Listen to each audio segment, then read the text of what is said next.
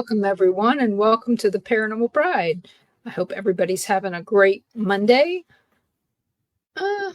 Mine's okay. I had to work today. Ron didn't.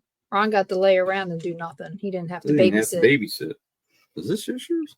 No, 2017. Okay, well, I didn't. Okay, I see you. Ron found a Christmas card from 2017 and was wondering when it was. I didn't see the year. So, yeah. But we're finding all kinds of crap now that I'm cleaning up the house and getting rid of stuff. So, but yeah, I had a guest for tonight and the guest changed. So tonight my guest is Sean Elliott, and he is part of Hill City Paranormal. We've had them on before. It was usually Sean and Courtney, but Courtney's out sick. So we get with Sean, and I am so happy to let you guys meet Sean again. Welcome, Sean. You coming? I was putting tobacco in my mouth. What's up, y'all? You want me to put you back down?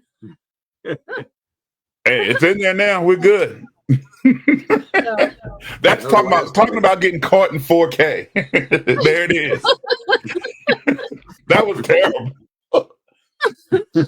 Oh well. Just let your viewers know I'm an old country boy from Bedford County, Virginia, and we chew a little bit.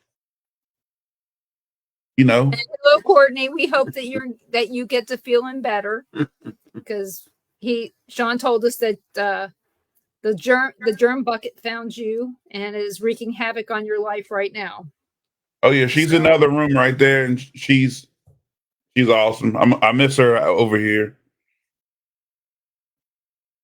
Hello, Tom. Hey, Tom. Tom. Make sure you listen to that doctor. Do what he says so that you can get back to walking. Backup? Is that what Tom did? I don't know. He said everything was hurting. Hey, Susan and Mike, back from 21 days on a cruise. The Antarctic or Susan. Somewhere. They went to Antarctica. Yeah. South Pole or no, just Antarctica. Antarctica. So yeah. How would you like to go on a cruise for 3 weeks? For 3 weeks from Brazil to Antarctica and back. Woo. That sounds like a sickness waiting to happen. Well, but it is summer down there. Oh yeah, that's true. That's true. So you might be all right. What's up, Paul? So, and hello, Lost Souls. Have y'all interviewed Lost Souls yet? No, no. But I do know that you guys just did an investigation with them before Courtney got sick. So Lost Souls are like our little, what do you call them? We're like little kids when we get together. Our whole investigation is spent laughing, goofing off, but it works. It seems we get good evidence. So they're great. They're a great team to interview. To bring up, hey Kim, hey Rhonda, those are my other friends here in Virginia. Oh, I got my friends in here. It's good. Oh, that's good. That's what we do. Shout out FPRI. Yeah, Fredericksburg's another good team you might want to try to get on here if they haven't been on already. Which team? FPRI. That's who Rhonda and Kim are with. Both of them. Now, those two are very interesting. Both of them are mediums. And for years, I say this all the time, and people are probably tired of me saying it, but I'm going to say it. I did not believe in the mediumship ability. I believe it exists, but, when you're in this field, everybody's a medium, right? So I didn't really believe in it until I got to investigate with those two and actually talk to them. And I tell you now, they changed my whole mind on, the ability. So, but both of them, Rhonda Harris and Kimberly Sage, both of them two are legit. Yeah. In my opinion. Who am I? When you actually see that, then the good ones are really good. Yes. The bad ones. Yeah. The bad ones you just want to call out in a really loud voice. You want to call them out, but you don't, because somebody always believes you're telling the truth. Yeah. I mean, I didn't deny. It was a thing like you got to show me to make me believe it. And those two, after meeting them and even investigating with them and talking to them, they showed me some things, and they're the real deal. Believe me, I understand. I I can see and talk to spirits myself, but I'm very skeptical of mediums, and it has nothing to do with the fact that they may be legitimate. It's all the ones that are not legitimate that have pissed me off. Yeah. Ones it does make you mad, doesn't it? people. It does. Yeah. You know, there's people that have been taken advantage of because this is, you know, this is a sad time in these people's lives. They want to talk to somebody who's passed, and some people get taken advantage of so easily. They're so vulnerable at that point. They just want to hear something from whoever it is. It just scares me that there's a lot of people out there that are going to get taken advantage of. And like I said, I'm not doubting Kimberly or Rhonda at all. It's just, I know that if I know that somebody is illegitimate, I just don't associate. Right. And I'm the same way. I'm the same way. Those two they just talk different, and it's not something you hear every day when you listen to them, and it's almost like they're teaching you and not trying to. That's Rhonda. Rhonda, you know, talking to Rhonda about, interviewed her on our show, and plus we know her personally, and it's like when you ask her about her ability, it's like she's talking to you and telling you, but she's teaching you, not trying to teach you. It's like you just want to hear more. Like, okay, keep going. You just want to get some popcorn, let her talk. And as far as Kim goes, I lost my uncle in a controversial way about a year ago. He died, and my whole family was in shambles because it was just out of nowhere. As a matter of fact, I'm not gonna go too long into it, but I was on the phone with my mother, and we're laughing our heads off, having a great conversation, and then she clicks back over and she's crying and screaming, and I'm like, "What's going on?" You know? And so I talked to Kim, and I kind of tapped in, see if she could tap in her abilities and help me out. And it was after that I was almost in tears because it was remarkable, and it was like everything that she predicted and told me would happen.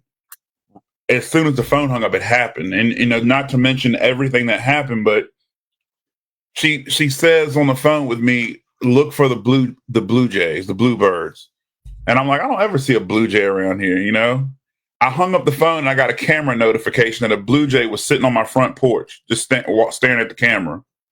And that was the weirdest thing to me. I was like, I never see him. I mean, you see him every once in a while, but what was the probability of her to say that? And then I hang up the phone and there's a blue jay sitting on my front porch, just staring at the camera like that.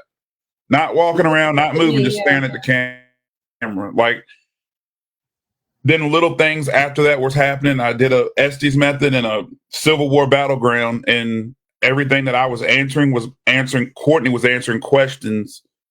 And it was all about my uncle's wreck. And it was just hand in hand. And Kim told me that he said he was going to still talk to me when I paranormal investigate. Oh, okay. So, I mean, it was just, I don't believe in coincidences. Yeah, we see cardinals often, and we associate that more to Ron's dad than anybody else. Right. And only because of the fact that, well, he was a huge Cardinal fan. He wanted to play for the Cardinals. He moved to St. Louis to be near the Cardinals. Oh, wow. So needless to say, it's him. But here lately, I've been seeing a lot of bluebirds, and it's not even bluebird season, not blue jays, bluebirds. And I don't know why suddenly. So, but I don't know. The most unique thing I've seen lately was about a month and a half ago, I guess. We saw a white squirrel.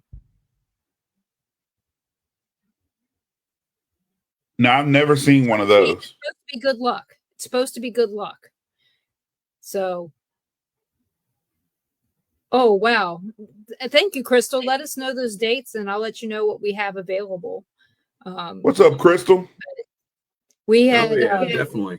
Yeah, we had Definitely like to go back. Here we have black ones, battlefields, red ones, gray ones, and now white. I did not know about the white ones.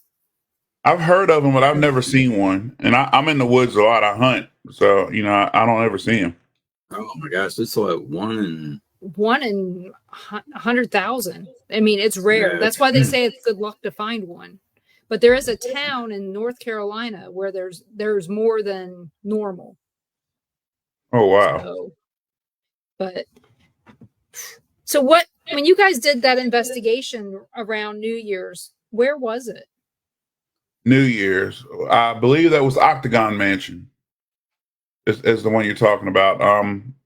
The Octagon Mansion 585, and I have to say 585 because it seems like there's an Octagon Mansion in every city. The first time we went there, it wasn't very active for us. And the John and Debbie Cushman run that. Great, fantastic people, super nice, and great hosts, by the way. The second time we went back, it was very active. A lot of teams seem to get a lot of stuff there. Maybe we were having an off night that night. Like we went, and sometimes the most haunted places will be quiet. But when I investigate, I look for what I call real paranormal activity, stuff that's more natural than equipment. And I'll tell you, we took Boo Buddy with us. Y'all know what Boo Buddy is, right? So we took that and left it in the kids' room, and we all went to the basement. And when Boo Buddy asked for its knock sequence, it was a loud knock on the wall, like very audible, clear as to what it was. And there's no way it could have been any of us, And to me, that was great. That was fantastic. So it was a great night. We did it with Lost Souls. I believe that's the one y'all talking about. And again, we spent most of our time laughing and joking and just hanging out in the town of Whitfield. And they have a great hot dog place there, by the way. That's where my mom got married. Oh, wow. Okay. I love the town. I told Courtney we're going to take a trip back just so I can go to that hot dog joint. Is it Pal's? Oh, man. Courtney, what's the name of that place? Skeeters. Oh, okay. Those hot dogs were, man. But yeah, so it was a good night. It was a good night. It was active, a lot of noises, unexplained voices, and things going on throughout the night. It's definitely a place, if you haven't, team hasn't been in there, they need to check it out. Yeah, it's not too far from Bristol, where we go to Bristol more than we go anywhere in Virginia. Right. Mostly Tennessee, really. we drive in and we're out. You're right. But not even a mile in, I don't even think. No, we're on state line. Okay, so we're on State Street. So needless to say, one side you're in Tennessee, the other side you're in Virginia. So, but Whitfield's a cool town. It's other places there that is haunted that I didn't know about until I started digging into it. And me, I'm a cemetery guy. So there's a lot of cemeteries that are reportedly haunted there. I know some people aren't. I'll debate with them if they want to, but and we can talk about it. But I'll tell you, the cemeteries there have some pretty good stories that have gone for many, many years. So I would love to just go and check it out myself, see what happens. We just last Tuesday we had an interview with the newspaper here. And we took the reporter to one of our local graveyards here. Two of them. Got two, yeah. Milton Cemetery is one of the oldest ones in Santa Rosa County, if not the oldest. I think maybe Coon Hill might be older, but it's pretty old. And there's a serial killer buried there. Ron drove right to her grave. I was so proud of him. And we took, because she wanted to see it. She wanted to see where it was. And we took her there, and she is like, why do you guys like cemeteries? I said, all the untold stories and the stories that are told are really important. Somebody needs to remember them. Right. And sometimes, and I told her, I said, your best friend when you're in a cemetery is find a grave, because sometimes you can find their stories while you're there. Yep. But there's a lot of cemeteries where you can't get any internet. You can't get any Wi-Fi, any Right. way to get any information. So we've had quite a few of those in the past. But I love going to cemeteries and learning about the people's lives, the way that they lived. And, sometimes it's sad to hear how they died. Yeah, you learn a lot. That Find a Grave is gold to me. I've used it several. I just recently used it because there's a picture in our museum, Old City Cemetery, that it's a woman. For years, I went in there and nobody knew who it was. I'd asked the previous people and nobody had a clue who it was. And then finally, the new director gave me her name, said he found out some information on her.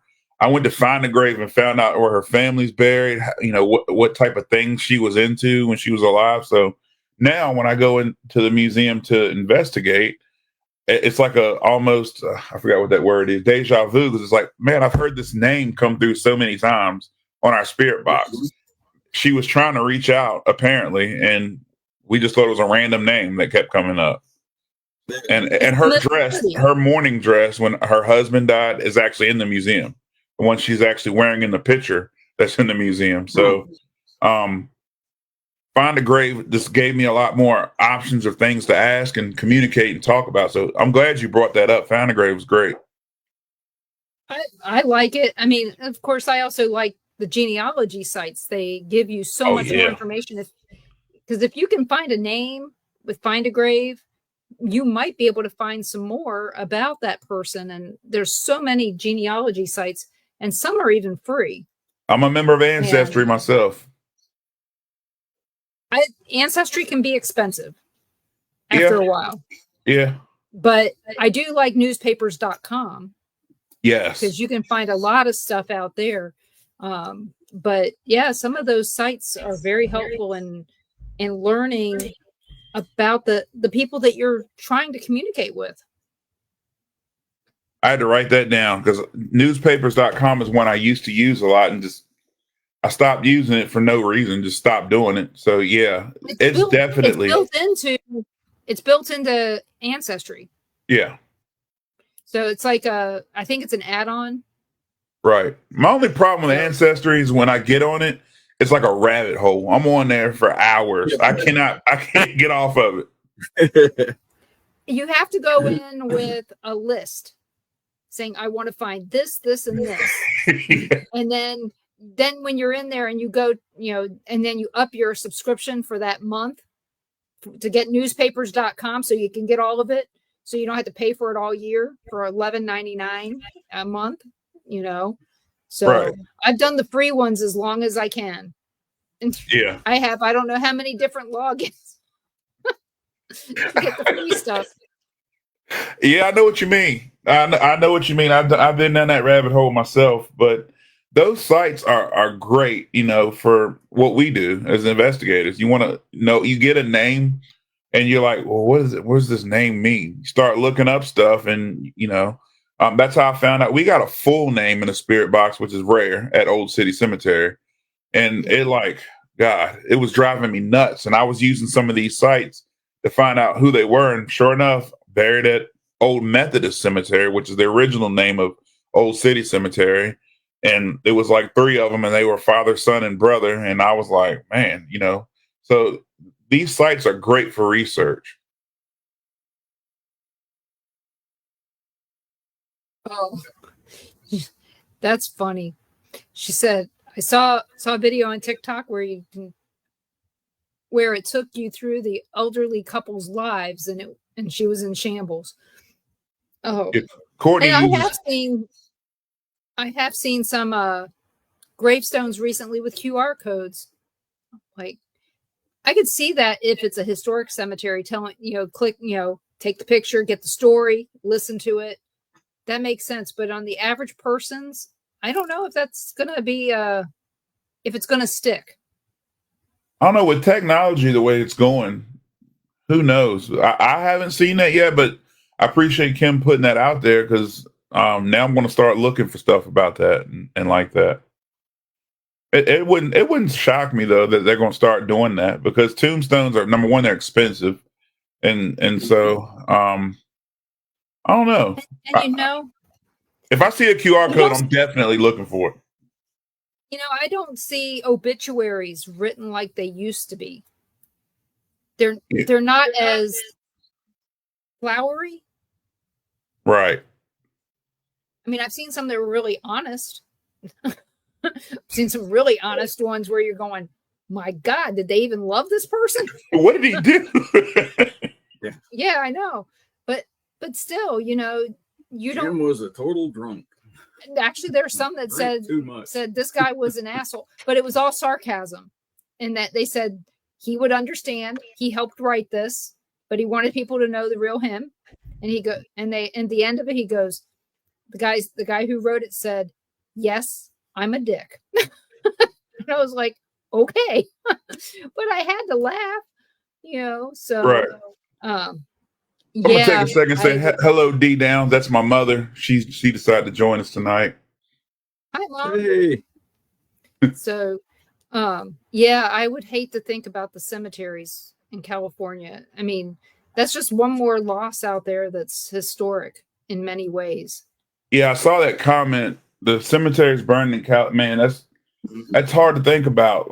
You know, there. I read somewhere though in Texas, I think, where you have like a certain amount of time that you can be buried in certain cemeteries. Then they dig up your remains and dispose of you, put somebody else in that grave. They do that in New Orleans. Yeah, that's like rough to think about. That's kind of, I don't It's 100 know. years. It's 100 years, and that then it starts all over. In New Orleans, it might be less than 100 years, but in most cases, it's 100 years, and then out you go. And Please don't put me, those of y'all who are listening, when I go and somebody else's grave, because I think my spirit's gonna be looking around like, man, this stinks in here, you know. Don't put me in here. I think that's part of the reason that a lot of people are getting to the point to where they're doing cremations. Yeah. Yeah, they have a space issue in New Orleans. Yeah, they do. They are landlocked. Wow. They can't bury anybody. They can only put them in. Yeah, can't bury you under. So yeah, they have to put you in the mausoleums. Yeah, I don't. You know, that just seems like you're desecrating at that point. Like it is. That's what I'm thinking. But you figure that's been going on there for over 500 years. Yeah. I don't agree with that, but you know, I don't want to step on anybody's beliefs or customs. Just me personally, I don't. Hey, what's up, Brian Elder? Brian Elder's my brother from another mother. He was our guitar player for a while. Legendary guitar player around here. Yeah. Okay. But yeah, the whole cemetery thing, thinking about them burning, evicting people when they die. I mean, I guess for some people it's normal. For me, it's just like, wait a minute, you know. You know, but you think about this. Would you rather have your body removed, or you went through the whole trouble of being buried and now you're being burned? It's quite possible that these cemeteries could get messed up. Even down, you know, with this kind of hot fire, it's probably just like they're in an oven. I guess really when I die, I'm not concerned what my body happens to it. I guess it's just a thought when you're alive, you're thinking about this, but do the people buried really care?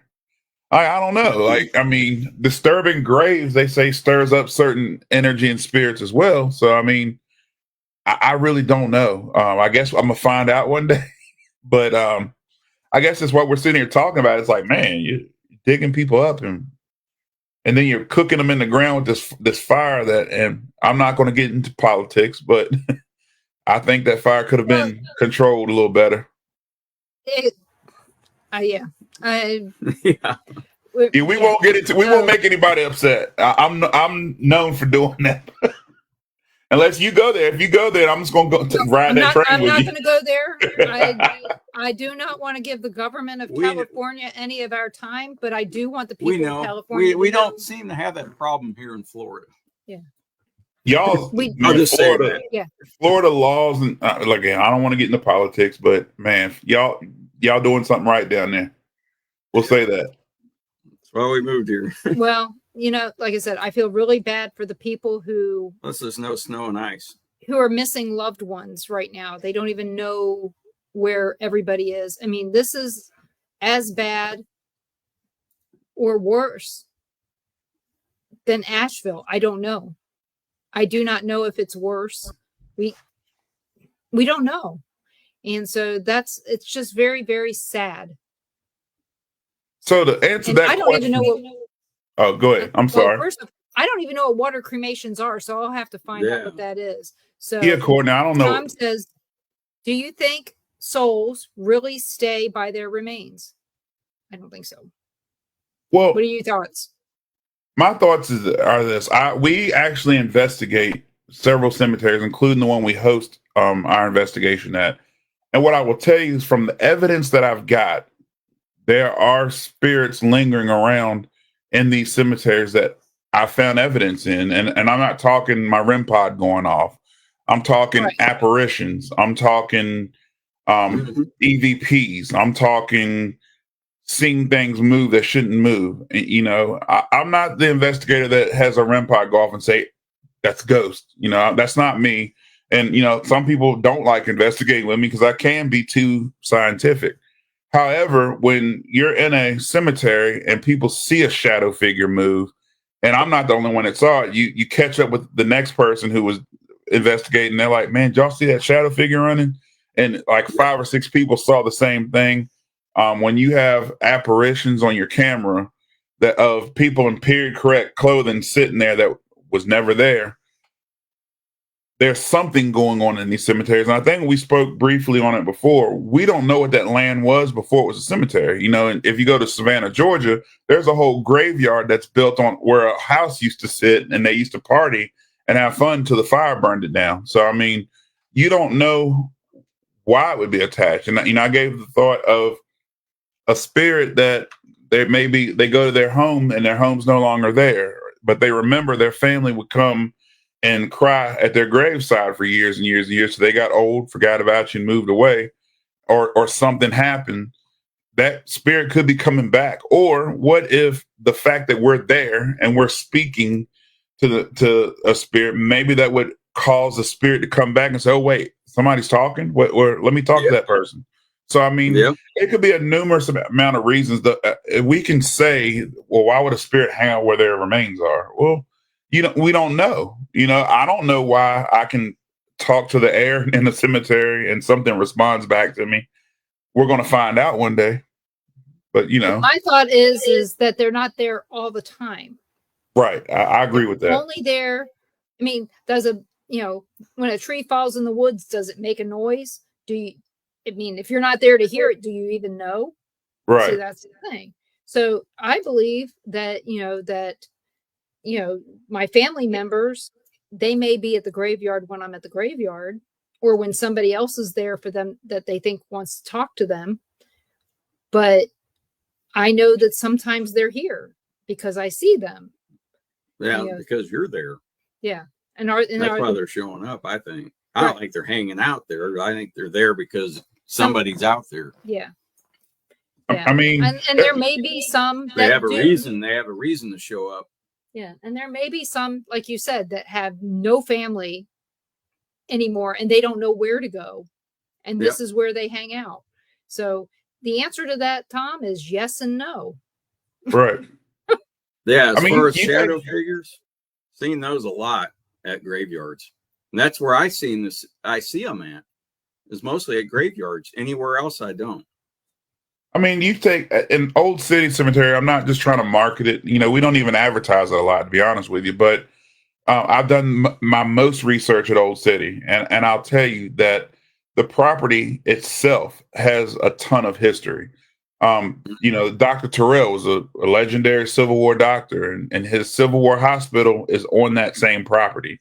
So there's no telling when they brought that office and moved it down to where it's sitting, what followed it, what's attached to it, you know, what's attached to the items, what's attached to the memory there.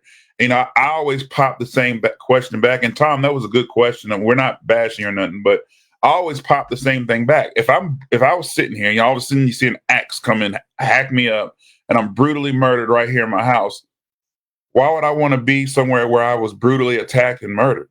You know, my best memories didn't come from this house I'm currently in. I love this house. I bought it and I'm happy about it. But my greatest memories came from across town. That's where I would probably want to go back to and remember, not sitting here where I got hacked up by a serial killer. Right. So, you know, the same question go anywhere. We go into houses where people were brutally murdered, killed, and we investigate those houses. Well, why would I want to hang there? That's the worst time of my life was right there. Or stories of people that lived like slave quarters. If I was a slave, I don't know nothing about being a slave. Around.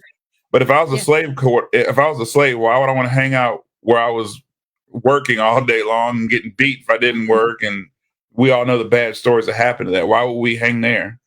So that's why I look at cemeteries. And I agree. I don't plan on haunting where I work. Right. I mean, hope not. Yeah. I work.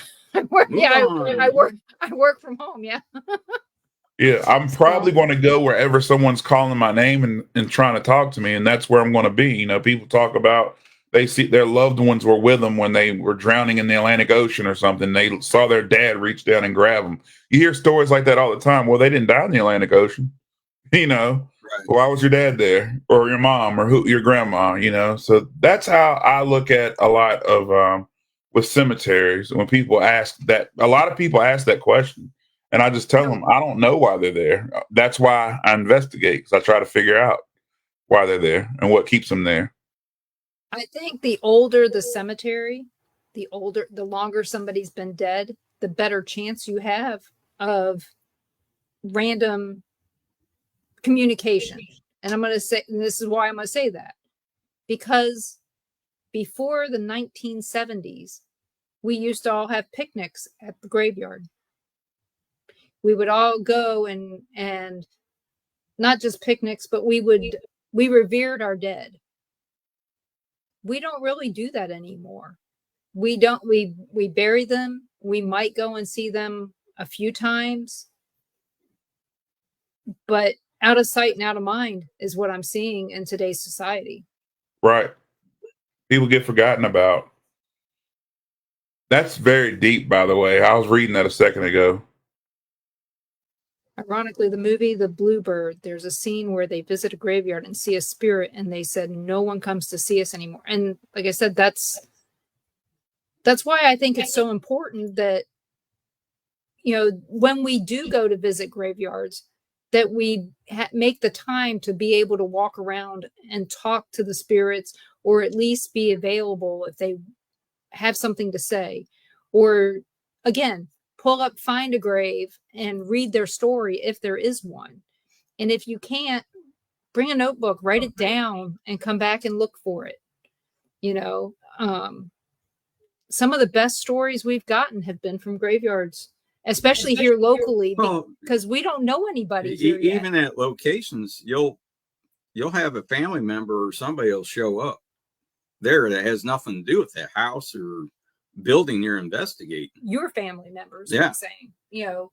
I've seen that many times at Old City. Oh yeah, but they know you're there to invest. You're investigating. They know why you're there, so that's perfect place to go. And it's also maybe how you investigate at a cemetery. When I'm in a cemetery, we all have an opening line. We start our investigations. Mine is always introduce myself. And then I tell them why I'm there. I'm here to speak to those who may not be able to communicate or have been communicated with in a long time. Saying that, if something hears that in the universe, why wouldn't they want to talk to me at that point? Some of them might not want to talk to me at all if they can see me. But if somebody hears in the universe where I'm at, where everyone's laying dead, I'm here to talk to those who cannot be communicated with or haven't communicated in a long time. That statement, if I was there, I would. And I've gotten crazy EVPs from a cemetery. And I've gotten apparitions. So, like I said, I'm not sure why, but that comment that Tom made, where the spirit said no one comes to see us anymore, and then where you're going with it, people forgotten about them, that's their chance to say, hey, right here. Point that camera this way, and that's when you might catch your apparition or your EVP. I love investigating. I know some people think it's boring and it may seem like the low thing to do anymore, but me, I could spend all day in the cemetery. I love it. Yeah, we get it because we do the same thing. like I told the lady at the newspaper. We don't pass very many of them. It's the history. Yeah. Yeah. You can't move forward if you don't know what happened behind you. Yeah. So yeah. I really, one of the cemeteries that we took the lady to, the second most worst tornado. It was the first tornado, biggest tornado in Florida happened here in Milton, Florida. And this whole area got wiped out. And there's like 15 or 16 people buried in this one cemetery from that day.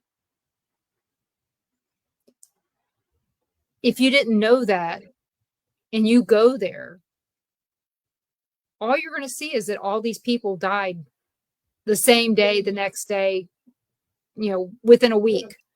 And you're looking at that and you just don't know the story. If you don't look it up, you're not going to know. And when I found that out, the youngest one I found was 6 months old from the tornado that died. And that tornado stuck in the history here until about 4 years ago. And it was a tornado. This tornado was just a tornado. It was in March of some year. I don't remember what year. But this last one that was really bad spun off from a hurricane. This one wasn't even hurricane related. But yeah, it's just really sad that,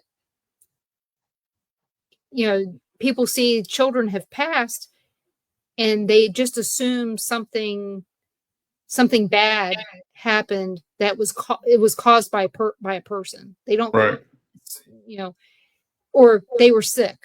No, this was something that if building codes were better, maybe these people could have lived. So, I agree. Hey, I agree. Hey, April. Oh, Howie in the house. April, shout out ASPS. Yeah, matter of fact, it's funny we're talking about this because Howie, Ed Odell, we call him Howie. He investigated. I call him Howie too. He investigated Old City with us a lot, and I find it funny that the different people are there with you investigating can bring on different things. So when Howie comes to investigate, he's got things happening that he's never seen before, and he's investigating a hell of a lot longer than me. And me, I'm just sitting there with my mouth dropped trying to figure out what's going on. We never seen a entity interact with a laser grid using it as a yes, no, or cut off and cut it back on. And, all kind of weird stuff just starts happening. So I noticed different people bring different energies to a cemetery. One girl, we were doing an EVP session where everyone was asking questions. It would only respond to this one girl. And she was like, well, why is it only talking to me? And I said, you could resemble someone they know. It could be a family member. It could be anything that goes on. But I believe when you throw your intentions in the atmosphere of what you're doing when you're investigating, that's when you're going to get your best results. If your intention is to communicate with something, because that's 9 times out of 10, you might get something to come back to you. A lot of people who investigate that I've met, they just go out there and try to see what they can get without setting any kind of intention. So I believe that setting your intentions is real important. And you might be able to capture anything anywhere. In Virginia, it's one of the biggest battlefields. The whole state's a battlefield. So you could be in your backyard and get something to talk to you, and you never even knew it. Right. But I know it's kind of like Maryland, Yeah. It wasn't really battleground, but there was battles prior to the Civil War there, Revolutionary and same as you guys, Virginia. I mean, Williamsburg, Jamestown, Yorktown. You guys got all kinds of crap down there. Yeah. And what did I say? My nephew-in-law, he was telling us about a jail over there in Virginia Beach, maybe near Chesapeake, I think. Maybe he was telling me about this haunted jail that he wants to take us to. So who knows? I know there's all kinds of stuff in Virginia Beach, Norfolk, Newport News, all kinds of different ones. And I told my sister, I said, if we do all this stuff, you do realize that our family could show up. And she goes, why would they? I said, because Dad had ties to Newport News. I had family that lived there for a really long time prior, but I don't know them now because, my dad died. Didn't get to know him. So, and April used to live in Norfolk, so she knows what I'm talking about. So I heard about the fairy plantation. It's wonderful. In fact, it's on this book that I have a story in. So the fairy plantation, we went there a few months ago, and very active location. Very, very active location. We definitely want to get back. It's hard to get booked in there. Our booking's way far out, but if you get in there, it's definitely great.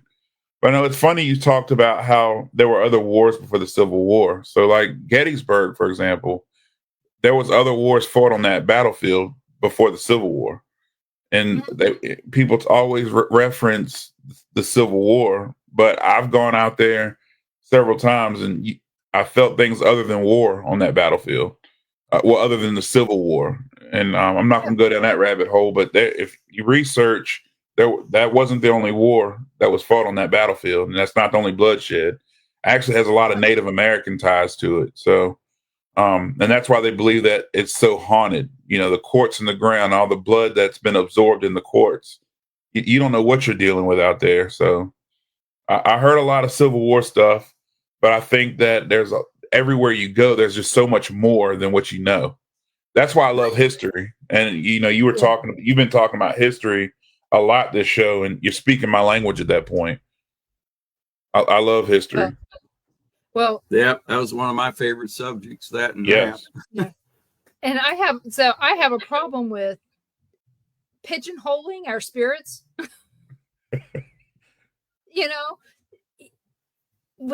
Example, Tom's going to remember this. I've talked about it before. We've been at a location and we were investigating, and I was telling them that there was a spirit there that was not from the time period that they were focusing on.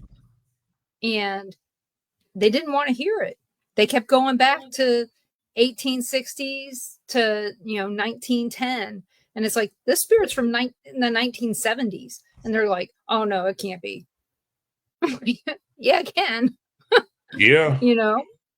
When you ask them point blank, what's one of your favorite songs from the 1970s, and it says Elvis Presley, I'm sorry, but that's not 1860.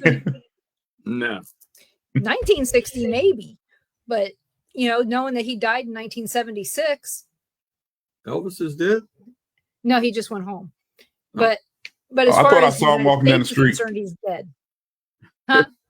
I said I thought I saw Elvis walking down the street the other day. But I'm gonna ask you a question though. I know y'all are interviewing me, but I feel like our conversations are great. Why is that things get pigeonholed so much in the paranormal world? So, I don't know. Did we forget about the Revolutionary War? Why is everything Civil War? Did we not forget about the French and Indian Wars? Did we not forget about all the wars that happened before the Civil War? Was George Washington a general at one time? I mean, everything, it seems to go straight to the 1800s. Everything. Like, why can't it be older? I mean, Virginia is a very old state. And we don't know what it was before it was even founded. We don't know what was here, who was here, what was going on. So every single location you go to, it's pigeonholed to the Civil War. And I love Civil War history. I'm a Civil War artifact collector, and I'm a Civil War reenactor. I love the Civil War, but everything is always pigeonholed. People have been on that property in 1994. People have been there in 2003. So me, if I know that when I go, if I have any control, I'm going to be everywhere, all over. I'm going to go visit places I couldn't even get into when I was alive. Oh, yeah, I agree. It's like, now if you go to Williamsburg, guess what? I guarantee you're only going to be focusing on the Revolutionary War. Mm-hmm. That's it. And I don't know why that is. And as Howie says, we know that things have changed so much that just technology alone, you don't even have to focus on a war. Just think about the city of Baltimore, how much it's changed from the 1960s to now. How many people have died in different, not wars, just random acts of everything, Right. Or even the people who they died from accidents where they fell off a boat and they drowned. So we've got all kinds of stuff. The War of 1812, Francis Scott Key. What we know that Fort McHenry's haunted. It's not haunted by Francis Scott Key, but if you talk to people, they're going to say, "Oh, well, it's got to be him." It's like, he was on a boat. He wasn't in there. He was watching. He was watching from a boat. So if you want to talk turkey here, but yeah, I mean, we need to focus on what the Spirit's trying to tell us, not what history tells us a lot. It gives us a place to look, but that's not the only story. There is not the historic thing that happened there. Somebody made bread in the oven, or somebody had a campfire there long before. Let's look at what else it could be. It's not just this. I get angry at some of these locations that focus on just one piece of their history. Like, I'm going to call it out, the Wraith Chasers, when they went to the Missouri State Pen. Okay. They picked the story of the man and the woman, the only woman to be put to death in the gas chamber there with the guy that she was with. They kidnapped a senator's son and killed him. Said they had him for ransom, blah, blah, blah, all this stuff. They focused on that story. What about the other stories? The other people that were put to death there? There are thousands of prisoners. Interesting stories. Yeah. Or the people that died in gang fights in the jail. They call it the bloodiest, 40 something acres. I don't remember, but it's really, why did you pick this story? Yeah. Why did you pick this story? Why didn't you let the spirits tell you what the story is? Because everyone seems to focus on the one thing that happened somewhere where there's so much history. I hate to keep talking about the cemetery, but when people come to the cemetery, they want to talk to Dr. Terrell. That's where his office is. That's where the Civil War hospital was.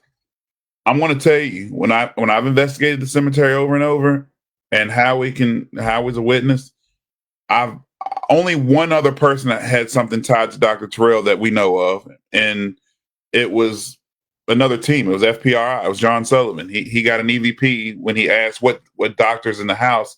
A voice came through his recorder and said Terrell, like plain as day, which is a great piece of evidence.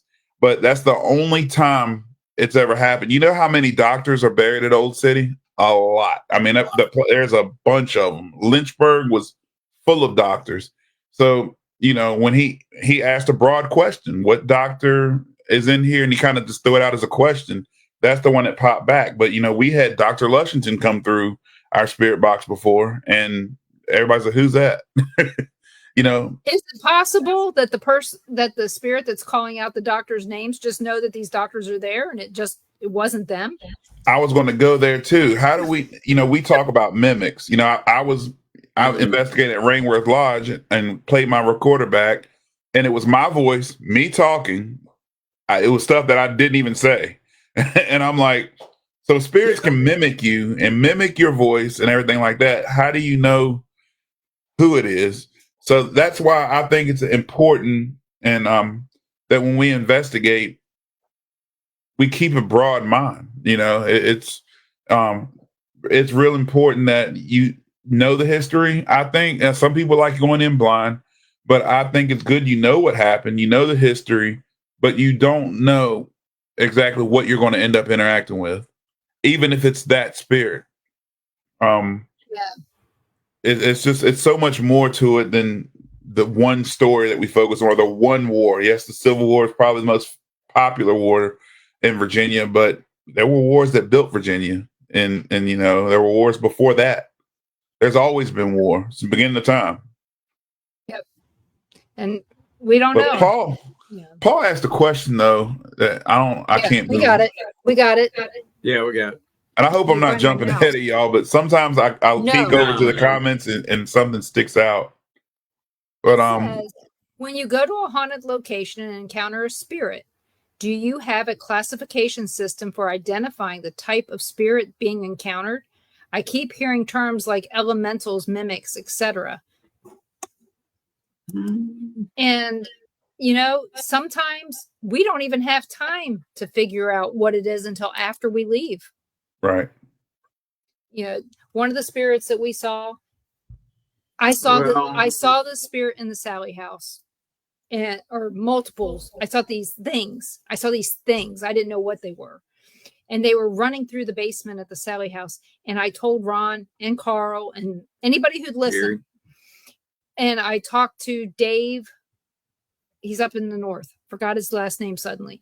But I was talking to this guy who he worked with the Warrens. And then I said, here's what I see. I see this thing. They're really skinny when we get there. Really skinny. And they're running around the walls, around the ceiling. 4 legs. And no, 2 legs, but they can run with their hands going around, but they're running around. So like I said, I liken them to roaches, just really big, but about 1.5 feet tall. Okay. And I would see scary. 3 or 4 of them.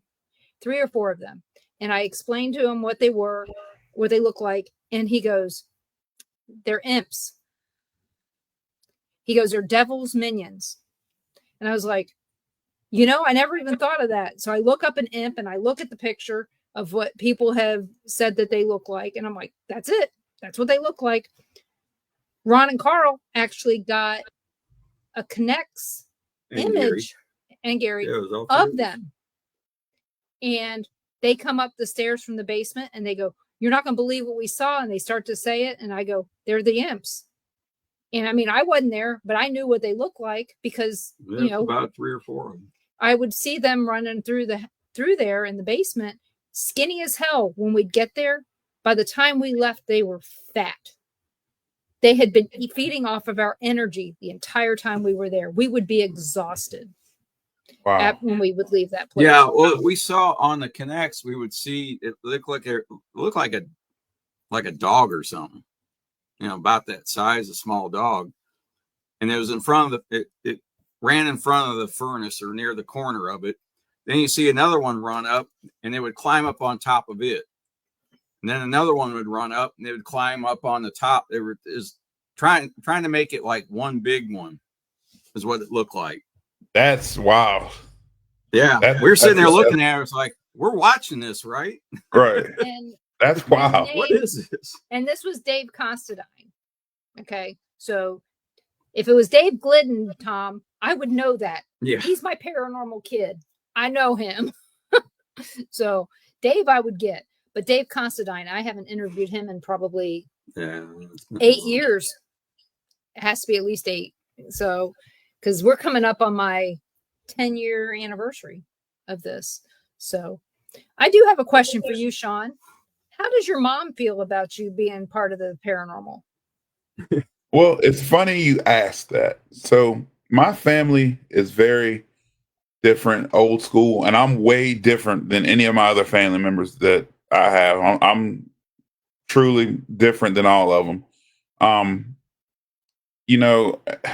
To answer that question fully, it started when I was a kid. I was, about 6 years old, and my aunt died, and I saw her. And so I told all my family, none of them, they just kind of look at me like, okay, you don't believe it. When I came out publicly about, this is what I do. I go out and I investigate. The only person who consistently talks to me about it and believes in it and believes the stories I'm telling them is my mom. So, my mom has always been a big supporter of the paranormal stuff we do, but mom has had the experiences herself. And now that I'm more public about it, more open about it, because in Lynchburg, I'm in the Bible Belt, so I can't really talk. I couldn't at one time talk much about what I do, but my mom calls me now when something happens and asks my opinion, and we literally go down a whole rabbit hole about what it could be. What I've investigated my mother's house before because of things she was experiencing in there, and but my mom is very consistent on when I talk, asking me about how my investigations went, reminding me to be safe. And she's a big supporter in the paranormal. Just about every show that I do, she's in the comments and interactive. So that's the one. Now my dad and I are like brothers. We're very close. I talk to him all day, every day. He don't want to hear about it. he's That's how it goes.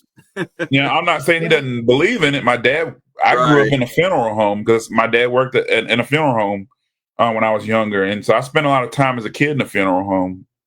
My dad's mentioned a couple times where he's seen something or heard something that he couldn't explain, but he doesn't really. If I start talking paranormal, my dad, he's like, all right, next door. He's not big on it. But as far as family, the only family member I have that really gets into it with me is my mom. My mom used to listen to my show until the F word would come out. And then she'd go, I'm done. So I would have to warn my guests, I don't care if you cuss, but leave it to shit damn in hell. Right. And we'll be fine. I said, because if my mom hangs up, that means if my mom stops listening, then you've gone too far. Right. But my mom basically told me when I was young not to tell people. She goes, you can't tell people what you see and what you hear because they're going to think you're nuts. They will.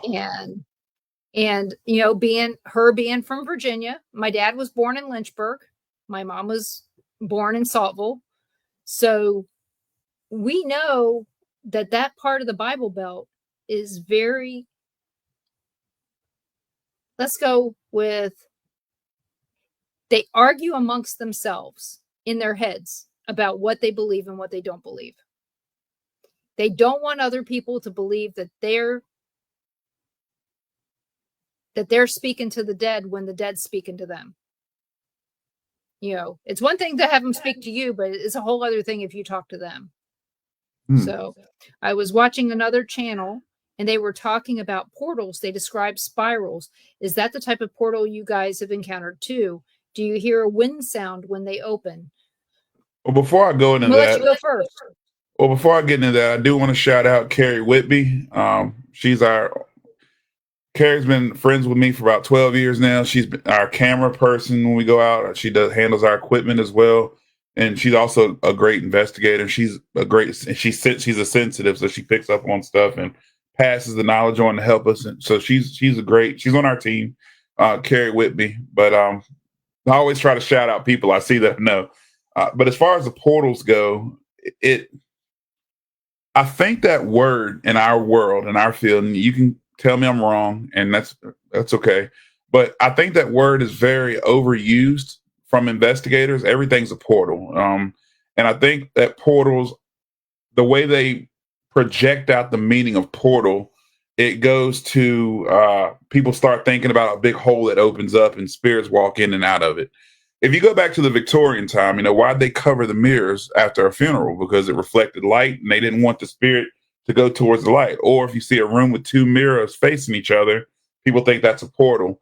And I think I'm leaning more along towards that scenario. When I hear the word portal, I don't know a whole lot about them, but when I see two mirrors facing each other, I'm always like, okay, I'm going to investigate here first, because that's, the myth of the two mirrors.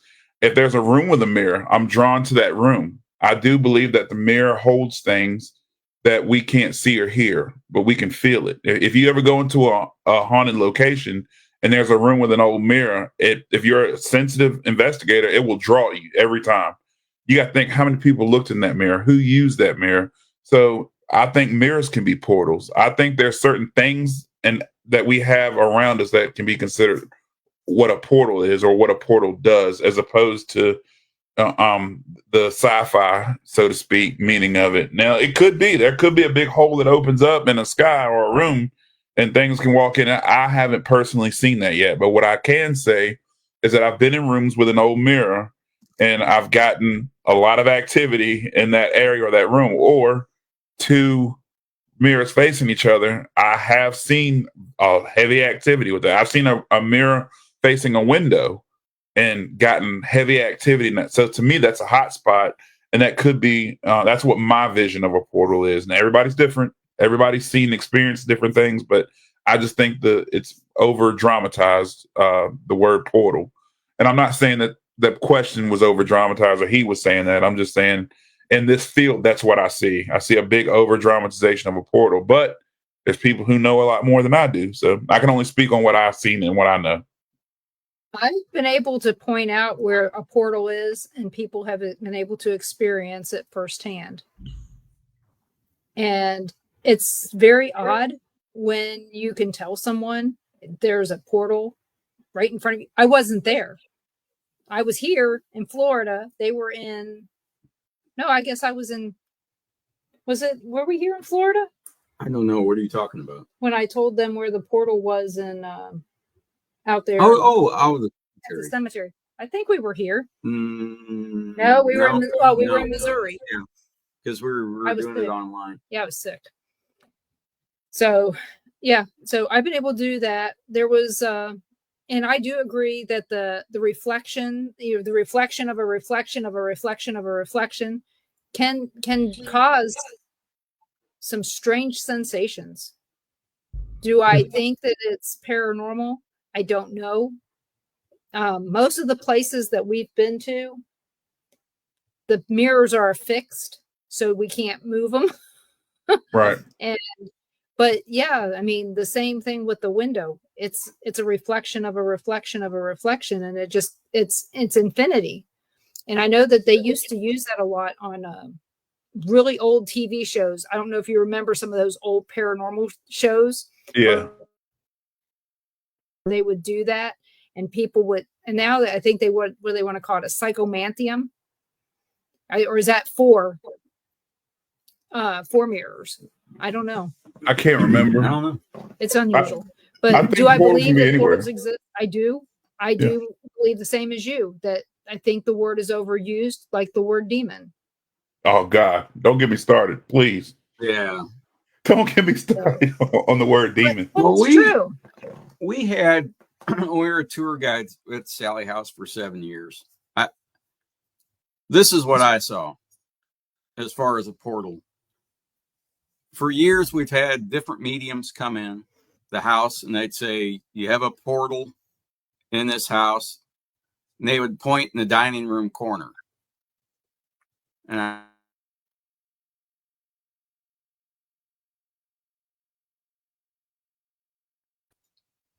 through the top of the house. Well, how many mediums said that? I mean, just about everyone. I didn't think anything of it. So I'm down in the basement. That's usually where I was at most of the time. And I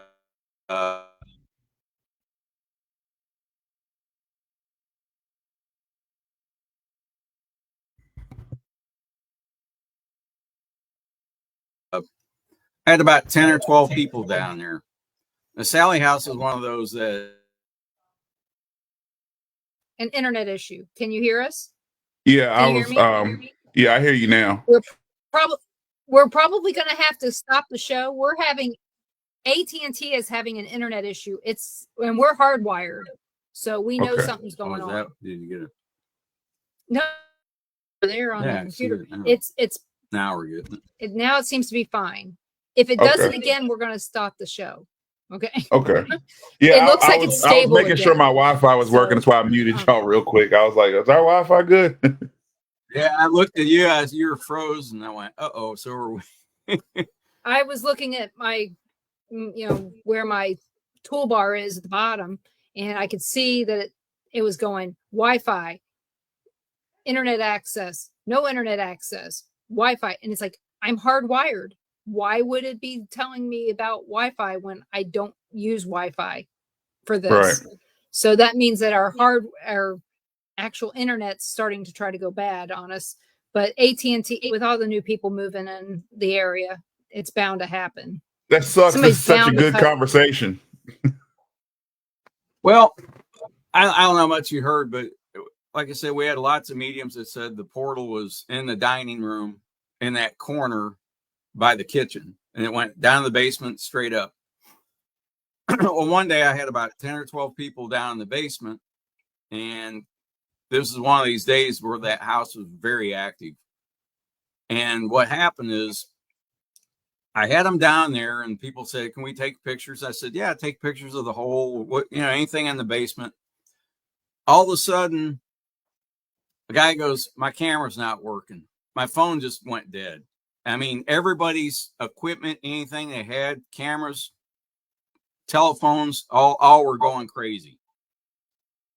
And, everybody's coming over to me and going, "What do I do? Look at my phone just died," or, something. I'm like, okay. And I'm kind of laughing inside. I'm thinking, oh, something big is going to happen. This lady walks down the stairs, and she heard all the commotion, right? She goes, "What's going on?" Well, she come down the steps. She was taking video. She was walking around the house just taking video. She comes down the stairs, turns the corner, and everybody's looking. And it's like, how the hell's her phone working? And I said, I don't know. She walks right over to she pretty much ignores them. Walks right over the hole and goes, "What's in here?" And I'm sitting there going, "Oh, well, it's just a hole." So she starts filming, and I'm trying to help everybody else. And she goes, what is this? And I'm like, "Lady," and I look, and she goes, "What is this?" She's pointing, and you see a ball of light. This is down in the hole and down in the basement. You see a ball of light come from the right. It comes over. It gets bigger and brighter. It stops. It swells up, and then all of a sudden, boom, it just shoots up. And I'm sitting there going, I don't know what that is. Well, pretty soon everybody just quit complaining. They said, "Well, it's just," I mean, we're all huddled up behind her. She's just holding her phone. And then you see two balls of light get bigger and brighter, stop, and get sucked up. And I said, they're getting sucked up in this corner over here in the basement.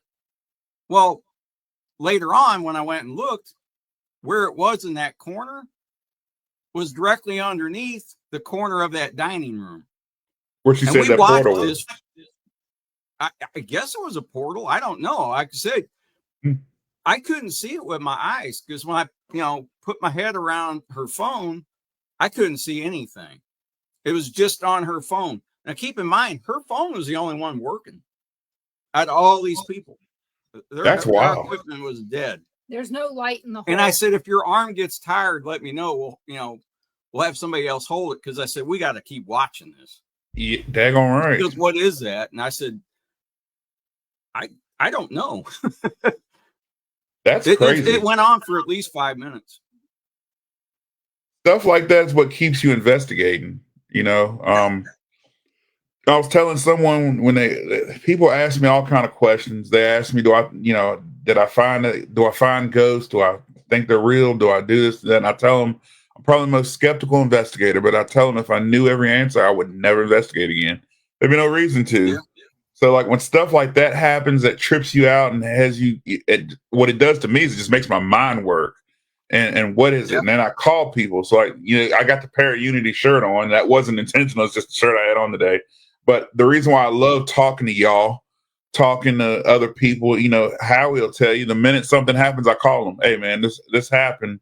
What do you think it is?" And then we have a whole scientific conversation about what else it could be than a spirit. And when we both can't figure that out, that's when I determine it's paranormal activity, which doesn't always mean a ghost. It just means it's something that's happening you can't explain. And that's the activity that I live for, is finding things that happen, like stories like yours. I loved hearing that story because now that's things I'm going to be looking out for, things I'm going to be listening for. And if I have that experience, that's when your phone's going to ring and say, Hey, this it only happened the one time down there. I mean, I was down there probably thousands of times. And it just happened the one time. And like I said, when the balls of light stopped coming in, everybody's equipment started working again. Now, you said it was going up towards where she pointed to as a portal. Was there an object there or is it just? No, it was just a hole in the basement. And you could see and directly where these balls of light were shooting up in was right underneath that corner of the dining room. The floor. Yeah. And that goes back to what I was saying about portals. You know, I think I'm not sure exactly what a portal is. You know, I was told that alien activity could cause a portal to open up before. So I'm not sure exactly what it is. I think a portal is any location that a spirit can enter or go into. It could be anything. It could be a doorway. It could be. I think the mirror thing has something to do with it because you were talking about how it was infinite. Anything that reflects light, anything that we don't know what was in that corner before that house was built. We don't know what that area was. I think there are designated places that spirits can freely come in and out of. I'm not sure that what we talk to is dimensional. Is there another dimension that we don't know about? There's the possibilities are endless. What you're describing would be magnificent to see. I would love to see that. I've never heard of anything happening quite like that. Yeah, I mean, like I said, you can only see it on her phone. You couldn't see it with your eyes. Maybe it was something that she had, you know, some kind of gift like your wife has. You know, she can see things and hear things. And I think once things know that you can communicate with it, they'll draw to you more. Well, I asked her later, I said, she was, you know, later on, she goes, well, how come my phone was the only one working and nobody else's was? I said, I don't know. I can't answer that. And she goes, I don't know why, but she said when I was upstairs, her friend said, start taking a video. And she said, I started taking video. And she goes, I didn't know what I was videoing. I didn't know what I was supposed to videotape. Yeah. We had she just said, put it on video. And she started shooting. And she goes, we heard, you know, the commotion downstairs. And we thought, well, let's just go down there. And she goes, I don't know why I was drawn to the hole. That's very interesting. But the balls of light, the weirdest thing is they come in one ball or two balls. They weren't real fast. It's like they just floated and they just stopped. And then they would get bigger and brighter. And then just get like they got sucked up. Wow. And disappear, and then some more would come in. The thing is, you know, it was weird. Another thing that Paul asked is, does it make a sound? Did it make a sound? No sounds. Not on that. Anyway, I think it depends on the type of portal or doorway that has been opened up. You know, and some people call them vortexes. Yeah, which is a whole different other thing. But it's the same. It's different, but it's the same. You know, what is a rip? You know, is there, you know, a rip in the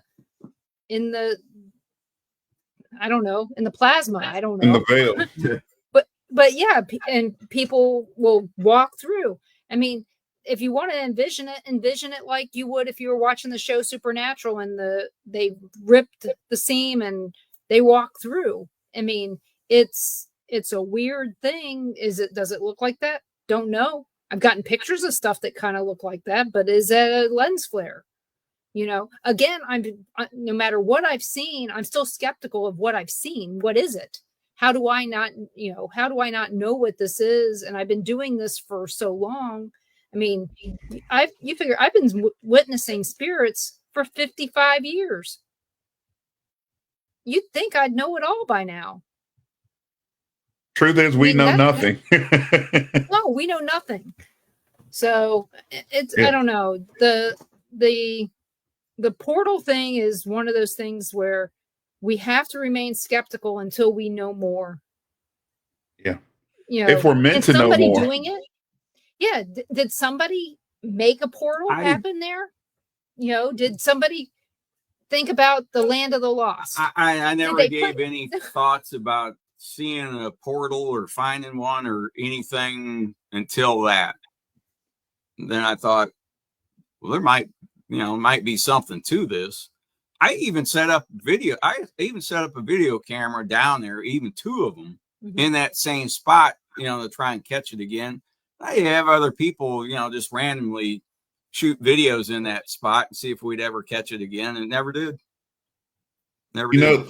Some people talk about things moving as a lapse in time, or that spirits are not stuck, but they repeat certain events at certain times, like a camera or a movie. And I often wonder, like when I see things and hear things, like we talk about residual energy and stuff like that. Yeah.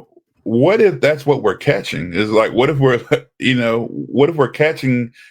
that time, that day, that second, years ago, something was coming out of that hole, and that's what y'all caught. It could be. That's why I still investigate, because I don't know. I don't know anything.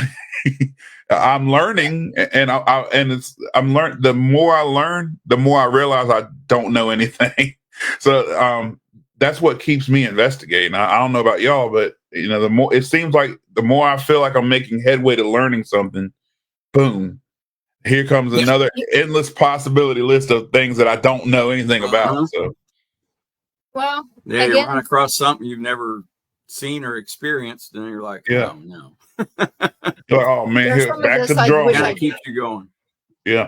There's times I wish I didn't experience some of the stuff that I've experienced. But yeah, Howie, what I meant with the land of the lost, how they would get the Sleazak would sit there, or they would figure out how to put the crystals together to open up a portal. That's it makes you wonder if somebody did something similar with witchcraft or something in some of these locations, or you read my mind with that. Or what did they do? Wow. Why is there a portal at this location and why isn't there one in my living room? You read my mind with that. I was going to say that. And I was thinking, it's funny you said it. It's like everything I'm not saying, y'all say. But I was thinking, we don't know. They say the slaves were practicing voodoo and hoodoo and all kind of art magic. And we don't know how much of that was brought to what location, where it was at. Maybe they created a portal for protection to their ancestors before them could come through and make sure they were okay. And, I don't know. That's the thing. But I was thinking witchcraft when you said it. Before you said it, I was like, because I'm listening to your story, and while you're listening, I'm over here trying to analyze what you're saying. I'm like, well, what if somebody created this portal and they passed away and never had a chance to close it, or never wanted to close it? Right. And the thing is we don't know. And when you talk about slaves and stuff, my family was slaves. We came over, a bunch of them came over as indentured servants and were never released. Irish, so those people, they had their own way of doing things too. The Irish, the Scottish, they brought over their customs within their beliefs. That there's some kind of, it's not witchcraft, but it's what they believed. Right. What do we want to call it these days? We call it folklore. Yeah. But it was still their way of life. It was their way of dealing with the unknown. They would create their unknown. Call out the fairies to go, mess with the farmer who messed with their family, Yeah. It happened. And whether how similar and dissimilar these stories are, they all go back to a similar origin. That somebody may have done something that caused this to happen. And how far back are we going to go? Because people have been doing this stuff since before Jesus. Yeah. So, who knows? And and if we ever get to the point to where we know it all, again, we're dead. Yeah, if we knew everything, You there'd be learn no it. point in investigating. You know, detectives investigate because they don't know yet. They look for I answers. tell everybody, I tell them, if the minute I stop learning, I'm dead. We even learned something new yesterday. I'm not going to tell you what it was, but we learned something new yesterday. We did? Was it during OP Live? What was that? We're not going to talk about it on here. Now everybody wants to know. Remember the beauty bar? Oh, yeah. I meant to look that up. Okay. It was something I knew nothing about, and it's in South Carolina. I didn't know how she just had, I don't know, caught it on a little sign. Yeah. I never even would have paid attention to the sign. Yeah, we were watching OP Live, and there was a sign, and they pulled someone over in Richland County. Mall. So what is that? And she pays attention to stuff like that. I'm focused on, you know, the person getting pulled over and a cop, right? You know, I'm not looking around and say, oh, there's a little sign behind there on the store. I could care less. I said, what's that sign say? You know, and I'm sitting there, I'm looking at the car on, you know, something on the car. Or she goes, no, the sign. I'm like, what are you talking about? She goes, up there. And I went back and I paused it. She goes, up there. And I looked at her. I'm like, why are you looking at that? I said, because it has nothing to do with what's going on. I said, I don't know what that word means. I have to look that word up. I got to find out what it means. I looked it up and I did not want to know what it meant anymore. But it's a business. Anyway, who knew? The business we didn't know existed. Yes, we did not know. Man, we know people steam clean rugs all the time, but we just didn't know that it existed. So let that go to your imagination and we'll leave it there. I got you. Yeah. And who would have thought in South Carolina? Okay. Hey, I've seen a lot of things in South Carolina. Filthy. I'm just saying those college kids are filthy. That's all. I spent a lot of time in South Carolina. We just took our vacation in South Carolina, in Charleston. So yeah. I think that's where this was. Yeah, Charleston was very interesting. So yeah, I think I know where you're going with that. Yeah, because I think Berkeley County is Columbus or Columbia, South Carolina is the other one. Spent some time there too. Yep. Oh, and Crystal was stationed in Charleston. Oh, great. University of South Carolina. Yeah, but I guarantee this business was not there when you were stationed there, Crystal. So, but yeah, it was just, we learn something new every day. We may regret it, but we do. We learn it. So what is Sean and Courtney's plans for this year? This year, a lot of investigations that we're going to be doing. We decided to start taking on more cases this year, and once we gave the green light, our phone started ringing nonstop. So we're doing a lot more personal cases. We have a travel team with FPRI, and so hopefully we're going to get together again. I'm all about para-unity. We don't do the drama or the BS. And I honestly love investigating with other teams and other people because I learn so much more. And things that I thought were right for years, I found out were not exactly the right way. And I learned other ways to do things. And so, and we're open to anybody who wants to collaborate or anybody who wants to learn, or somebody has a location that they feel is haunted. I'm not huge on like the most popular places either. I want to go to the least investigated, the kind of off the beaten path places, and that's what we're doing this year. I plan on spending a lot more time in graveyards, of course. Again, a lot of people think they're boring or they're not haunted, but me, I love them. And if I get no activity, nothing happens, the best thing I get is the history lesson. I get to, there was graveyards. There's one here in Lynchburg that's old and it's nice and it's beautiful. And I found out that, we investigated at Rainworth Lodge, and the general that took over the Rainworth Lodge is buried in that graveyard. So and to go up to the general's grave, just different. I like the history. So a lot more time in graveyards, a lot more off the beaten path places. That's what we're going to be doing. We're doing a lot of traveling this year, a lot of new locations. Again, I'm not really interested in a lot of the popular that everybody's been to and that gets investigated every day. I'm not really interested in those places. I do feel certain places can be over investigated as well.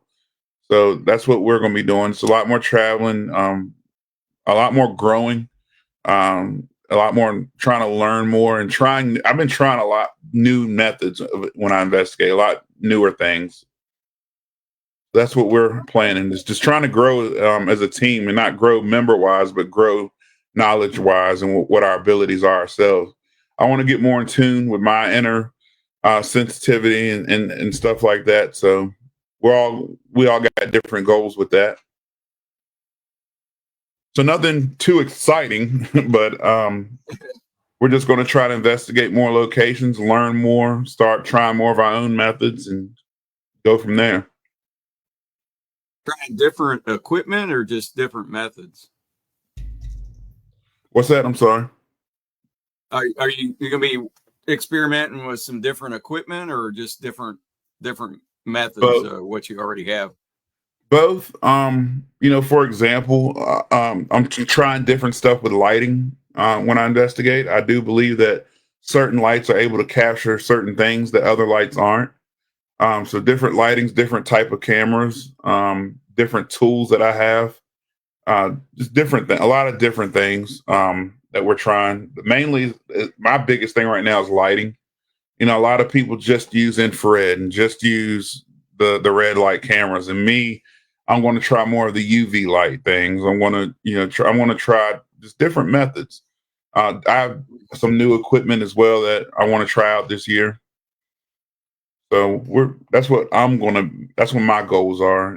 As a team, our goal is to get into more places that are off the beaten path, more places that aren't the pay to play places to go to. I found a lot of locations that have a lot of history. When I get to talking to the owner, they tell me about the history, and I kind of work my way into talking to them, and they let us get in there. So we're going to be doing a lot of that lately.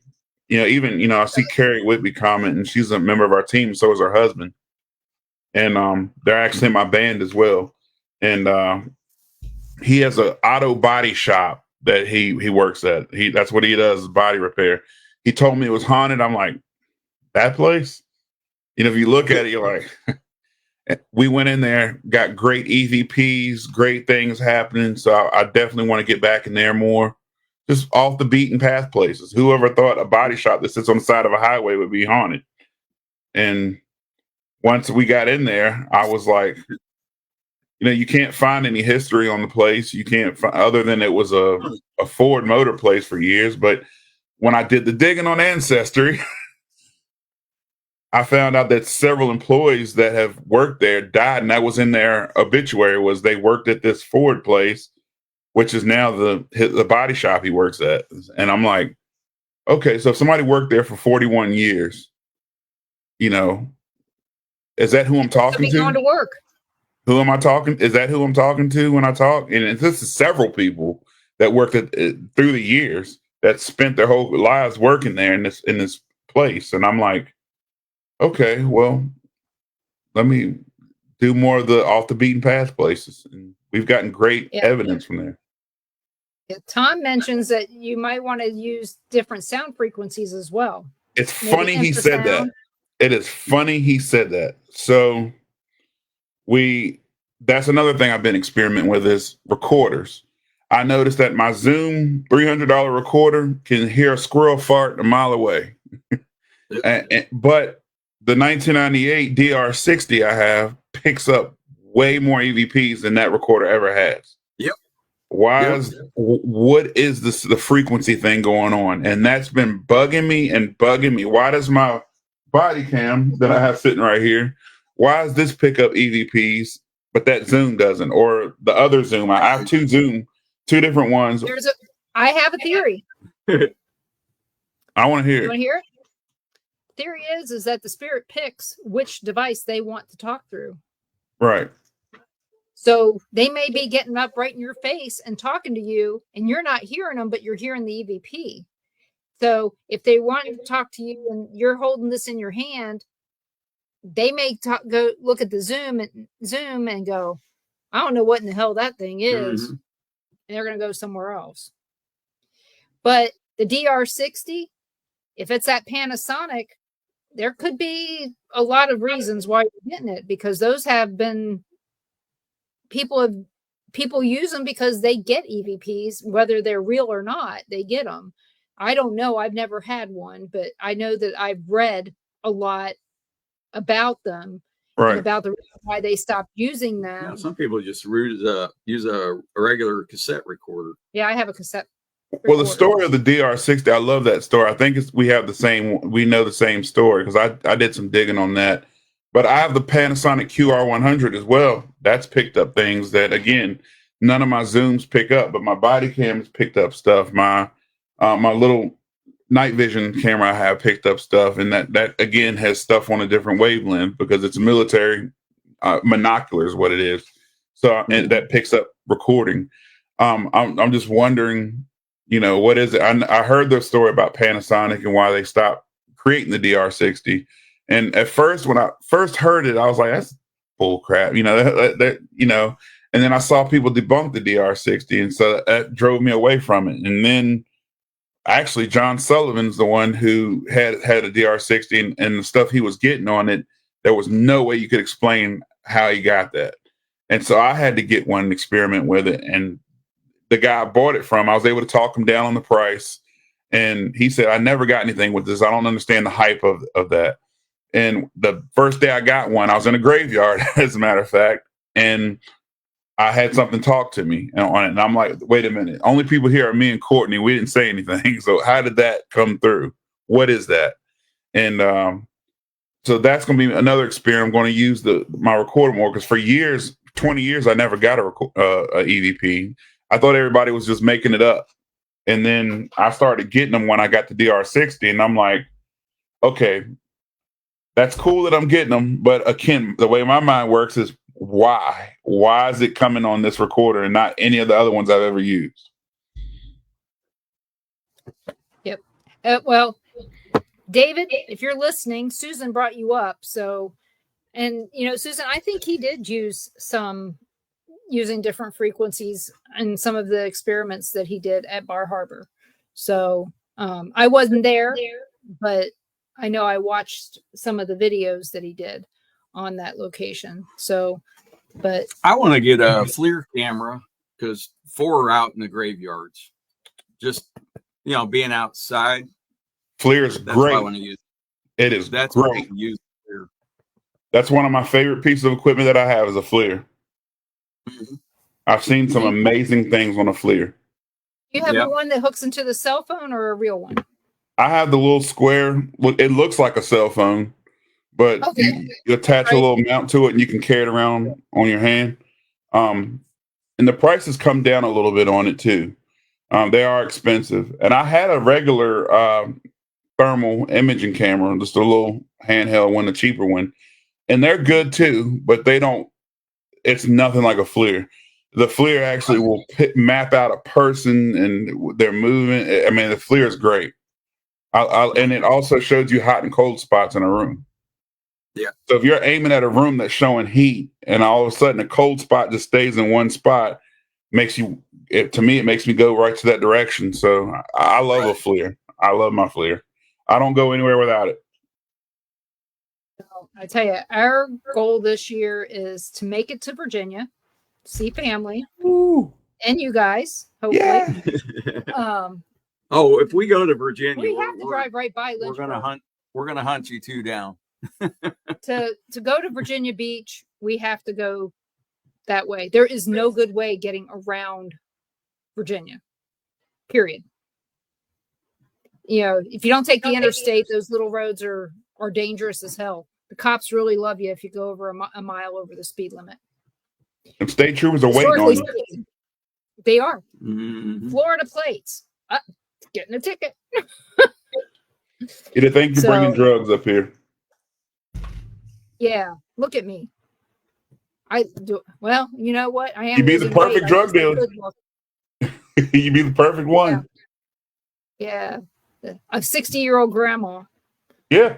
Not yet. I'm not 60 yet. But I am a grandma. Don't add years now. You can't add years yet. Well, we were talking about going to Ireland this year. And I was sitting there and I was looking at all my stuff and I go, oh my God, I'm going to be 60. And I mean, I didn't realize it. I didn't think anything of it. And when we come up to Virginia, if we come when I want to come, it's going to be around my birthday. So we got to celebrate. So, see, that's the thing. My cousin's wife's birthday, my niece's my great niece and my birthday are all at the same time, plus our daughter's birthday. So it's like our daughter, my cousin's wife, my great niece, and then me. We got 4 birthdays in 5 days, all in the same area. So we have to go to South Carolina and Bristol and all around. So it'll be interesting. But yeah, I didn't realize that I was getting old.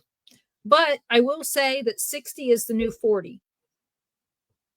Give me something to look forward to here.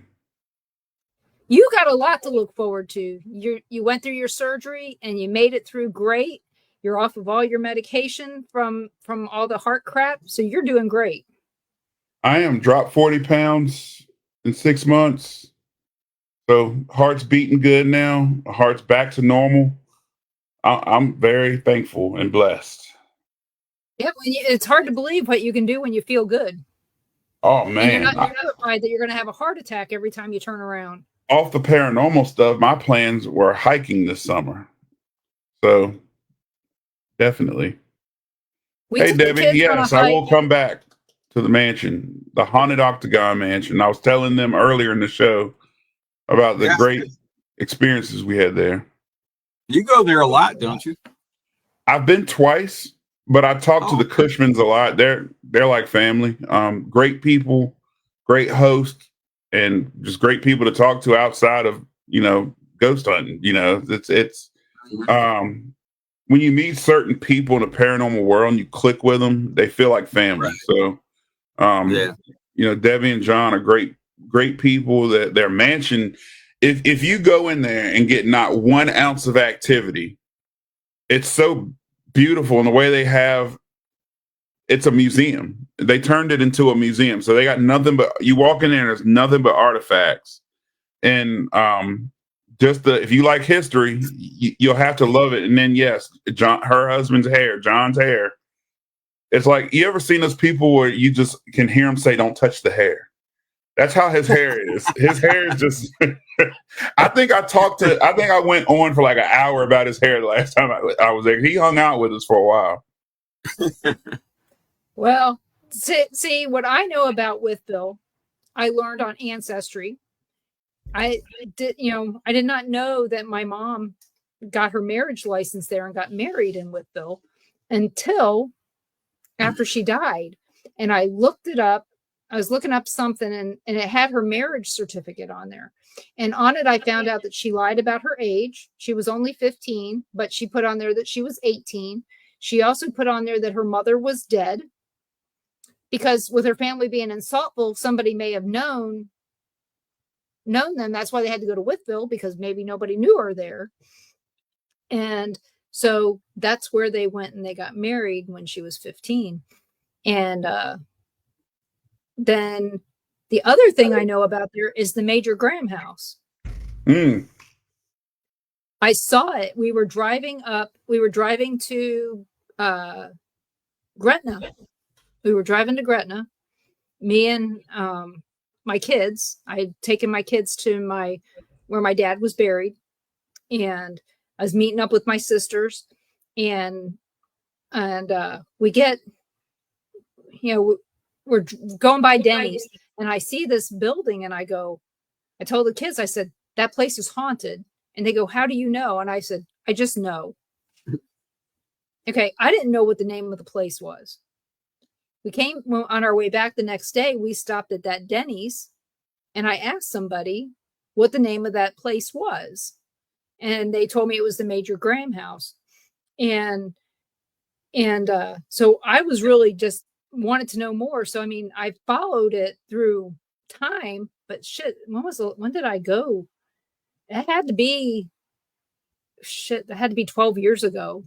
So, and I know that they do paranormal things there and some other stuff. In fact, I think it was on Ghost Hunters. It was on some show. Maybe, Yeah. I don't remember now, but that place was an enigma to me, but I haven't been back there. I haven't been back to Wytheville since I went to Gretna that last time.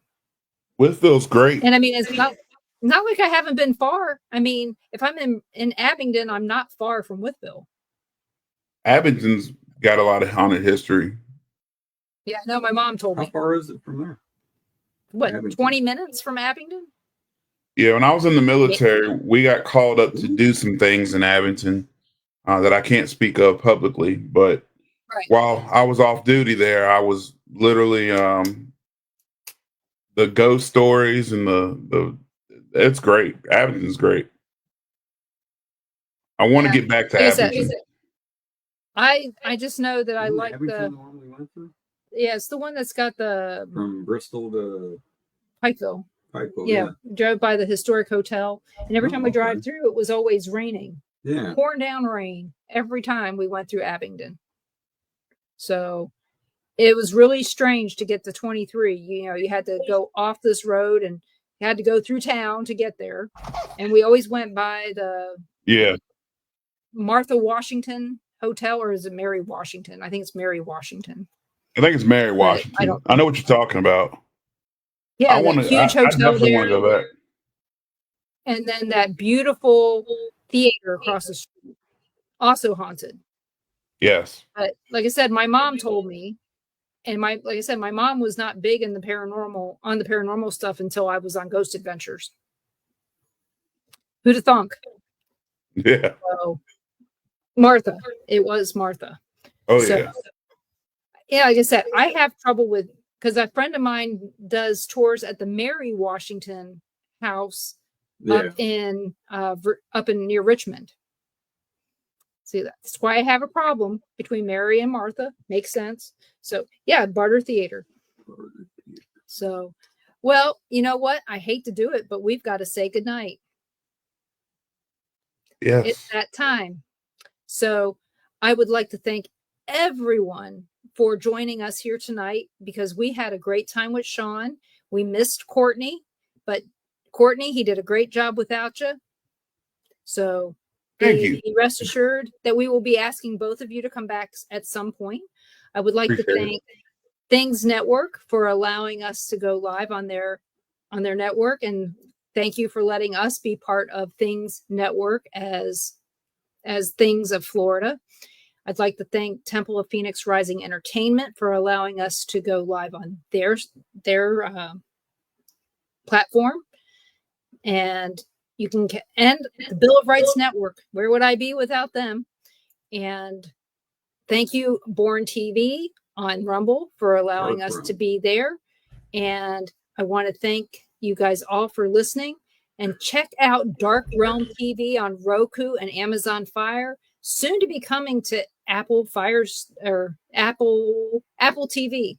So check that out. If you have any questions or have any ideas on guests that you'd like to see on this show or on Paranormal Nation Radio Not So Normal on Tuesday nights at 5 p.m., please reach out to me and I will see about getting them on. I'll schmooze them like Sean does with the owners of the paranormal locations. I'll schmooze them. So there you go. You got a new nickname, Schmoozy. The Smoozy. Smoozy. I like it. The Smoozy. Say that fast 3 times. So join me here each and every Monday night at 7 p.m. Central for the Paranormal Pride. And we'll find out who I do have a guest scheduled for next Monday. You'll find out on Sunday who they are. So join us tomorrow night with our guests, John and Izzy from the Lantern in South Carolina. They're out of Greenville.